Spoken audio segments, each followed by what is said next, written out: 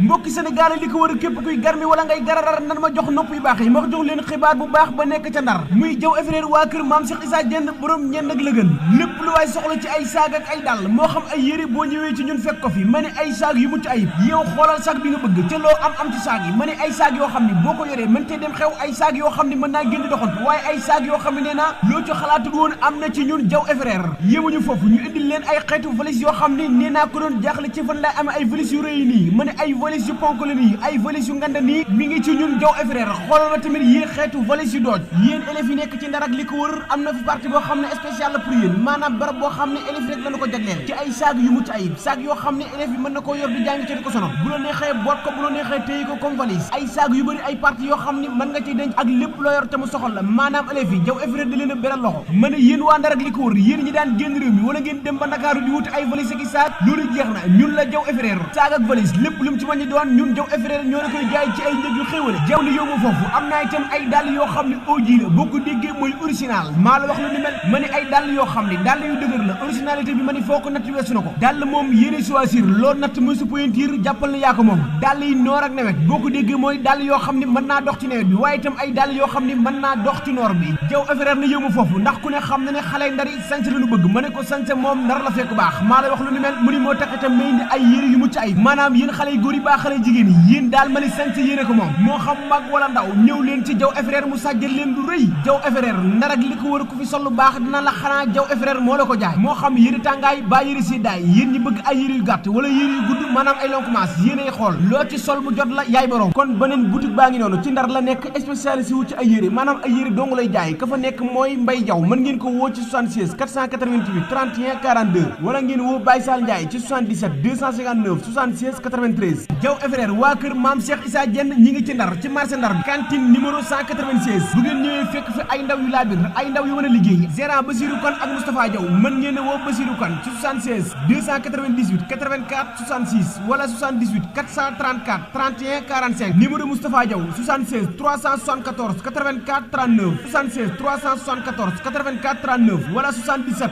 053 22 84 77 053 22 84 kon ma ngoog ñun la Diaw et Frères waa kër Maam Cheikh Issa Diène lépp lu waay bëgg ci xeet yi ñu la fi limal moo xam muy valise ba ay saak